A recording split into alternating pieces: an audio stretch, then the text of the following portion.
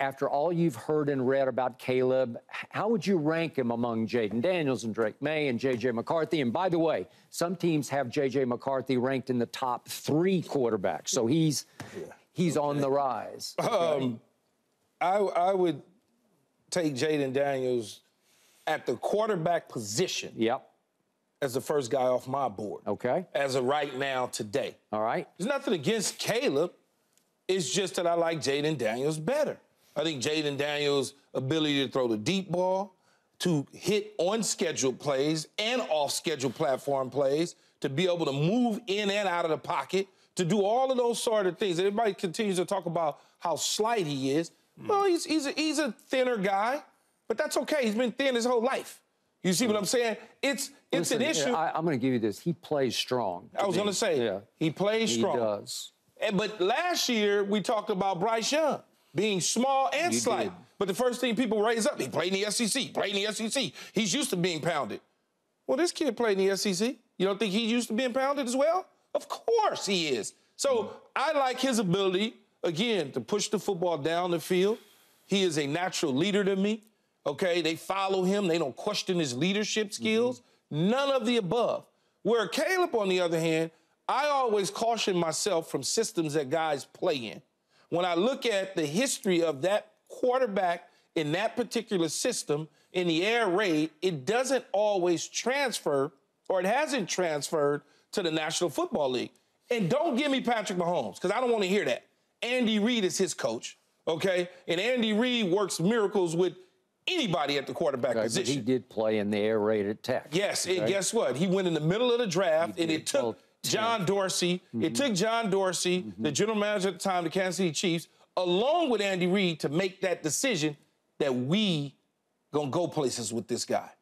I don't know that that's the same for Caleb Williams. I don't know. Real quick point of order. I mean, Jalen Hurts obviously played for Lincoln Riley in that system, and he got to a Super Bowl, right? Yes. And Baker. Yes. Guess what? And guess what that system? Guess what they had to do? They had to change and adopt what they wanted to do in Philadelphia. They did. For Jalen to be able to get them to the Super Bowl. Took a while. They figured it out. And Baker Mayfield has success in Cleveland under a totally different system, and it took him a while to get going. He's a professional, but for the #1 overall pick at the quarterback spot, it's been a rocky road for Kyler Murray.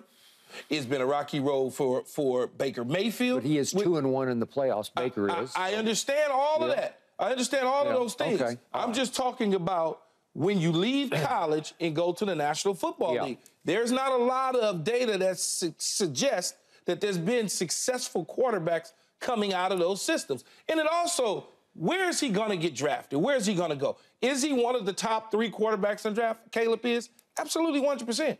But if I'm the Chicago Bears, and I've said it multiple times when they first started talking about it. You did. I'm keeping Justin damn Fields. Now, it may be too late because y'all done kind of let it spiral out of control about the way you, I guess, feel about him. So now those feelings are going to seep into his mind, and he scrubbed the social media, and he feels a certain way about the organization now. But starting off early, though, Skip, I'm trading the pick, and I'm building my roster, and I'm trying to get Marvin Harrison Jr., so I'm not necessarily trying to fall out of that 3 spot, because if he drops down to 4, Arizona's taking him. Arizona's going to take him for sure at the 4 spot. So I'm trying to stay within that 3 spot to get an opportunity to get him, pick up my offensive lineman, build some other players around him, re-sign Jalen Johnson, the corner, to a max deal that he could possibly get the cornerback position. And now the Chicago Bears are going to be rolling. That's what they should do. And Jayden Daniels is one of those teams that need a quarterback, whether it's the New England Patriots moving up, whether it's Washington slightly moving up, they should look at and take Jayden Daniels. I don't think Chicago should take him or Caleb. Okay. I hear everything you just said. And J.J. McCarthy, stop, man. J.J. McCarthy. By the way, quick thoughts on J.J. McCarthy, and I've watched him a whole lot. How do you watch him do what? Because he only threw the ball 8 times against Penn State. Well, he threw it no times in the second half against Penn State. Yeah, like, 0. Come on, I can't Okay, so they threw it 361 times this year at Michigan. Obviously, they won the national championship, but they ran it 563 times. And you're going to take him 563 to 361. And I got to tell you this. I admired Blake Corum. He worked out on Saturday at the Combine. he's got some Emmitt Smith in him, because his lateral side to side. He's a nice running back. Hey, he's a nice running back. He's going to help somebody a whole lot because he helped J.J. McCarthy a whole lot. Look, man, J.J. McCarthy played 8 games this year and had 15 or fewer attempts in those 8 games. Yep. Like, you can't. Yeah, I mean, I get it. I understand maybe you're looking at his mechanics, and Jim Harbaugh says he plays with his head up, and I get all that. He does. Not for my money, though. Yeah. I'm not taking him in the first round for my money. He can run a little bit. He's athletic. Not taking him in the first round. I always liked him, but I don't love him, and I'm with you on that. Okay, back to Caleb. I've told you from the start, my fears were, number one, he's not that tall, and he still hasn't been measured, though he said when he's going to work out, he's going to do his pro day. So he didn't do the measurements either? No, I don't think he did the measurements because he didn't do any of the medical. Well, he said the medical, but you can still do the measurements. When he visits the teams, he's going to let them do the medical when he goes on visits. No, medical. I know. Measurement, though. Yeah. He didn't. I don't think he measured. I didn't see anything come out. I might have missed it, but I don't think he's more than 6 feet tall. And you've made the case he might even be 5'11" and a half. Yeah, he might be a 5'11" and a half guy with no Air Force Ones on. Yeah. Air Maxes on, you know, the trick, when you put the Air Maxes on, you get a little bit. And we've gone round and round about did he get a little too full of himself out in Hollywood as the reigning Heisman winner? Yeah, maybe. And is the dad going to be an issue going forward, as you call him, the helicopter dad? Maybe. But I got to tell you, the harder I look at his resume, and I've watched every game he's ever played because I carefully watched him at Oklahoma when they threw him into the fire against Texas, and there they went. I watched it. Okay. And Keyshawn, I got to tell you, you want to talk about productivity in college football? He was very productive. It's off the charts productive. I'm looking at this. So he threw 93 touchdown passes in 3 years to 14 interceptions. Yeah. And his Heisman year was 42 to 5. So out of the 14 interceptions, maybe 8 of them is his fault. Okay, all right. You always say that. Yeah. Okay. So he scored in 3 years 27 rush touchdowns. That's a lot, man. So if I add on the 27 rushes to the 93 touchdown passes, I get 120 total touchdowns he scored in 3 years. So he lost only 5 fumbles in 3 years. That's pretty great because he's moving and grooving back there with loaf of bread. You know how he plays. He's off schedule, off platform. He's going to... It's sack fumbleable because you're in precarious situations trying to keep your eyes downfield and people are swiping at you everywhere. All right, so he only lost 5 fumbles to go with his 14 career interceptions. So that means 120 touchdowns to only 19 turnovers in his college career. I got to tell you, you won't find much more productive. Joe Burrow's numbers were off the charts that last year. His first year wasn't very good at LSU, but that last year, that's untouchable. But this for 3 years, it's great, man. It shows you that will translate to pro football. Who did Joe Burrow beat in the national championship? Do you remember?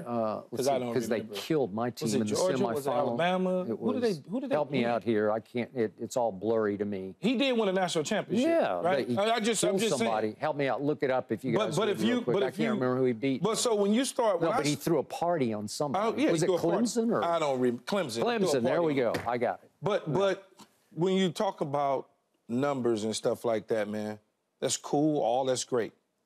I mentioned one thing. Joe Burrow won. Big. He did. Okay.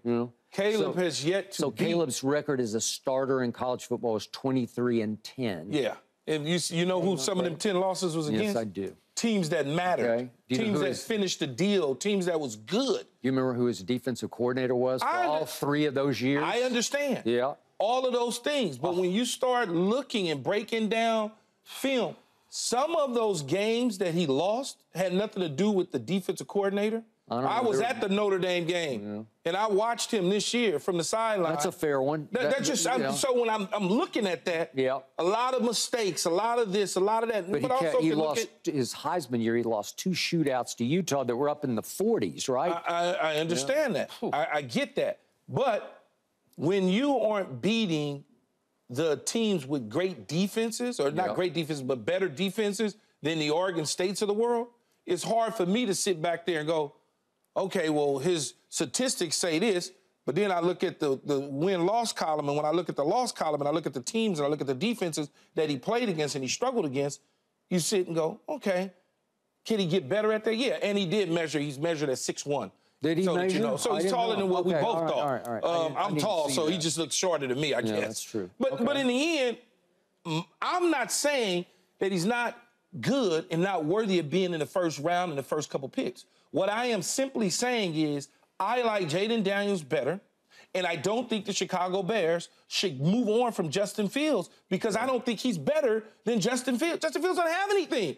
If Chicago draft Caleb Williams, Caleb is essentially going into the same issues that Justin Fields had. Sure. What does Justin Fields struggle with? Scheduled plays. He's an off-schedule guy. He runs around. He likes to do those things. All you're doing is taking one guy, moving on from him, and sliding another guy with similar skill set, not as stout, not as strong, not as big, and sliding him into the same issue. How? I don't understand that. How you going to get better doing that? Because Caleb's a little better playmaker than Justin is with his arm. I've seen Justin make some hell of a plays with his arm. But I've seen Caleb make some hell of a plays. I've seen, look, and again, when you talk about running, Justin Fields is running away from grown men. Caleb Williams is running away from a dude that just left the prom 4 months earlier. Okay. It's a different mindset. Keyshawn, I think you know this, but Caleb is a special, natural-born playmaker. You either have that or you don't have that. I think he makes some plays. There's no question about it.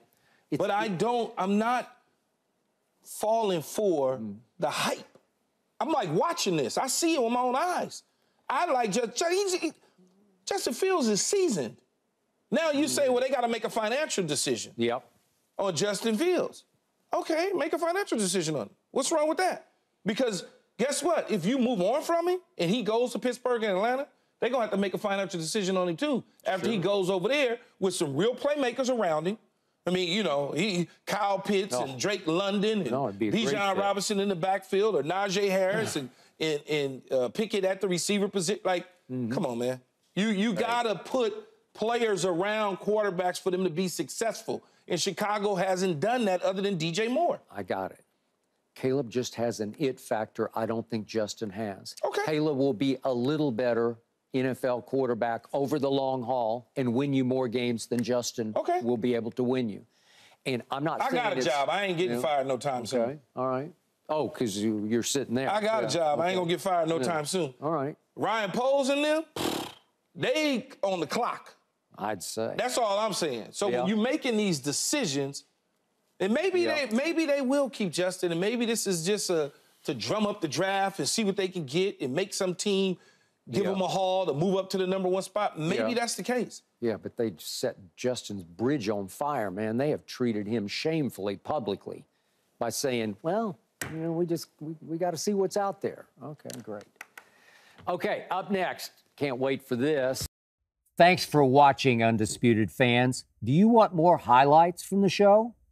Make sure to click that subscribe button for all the exclusive content from Undisputed.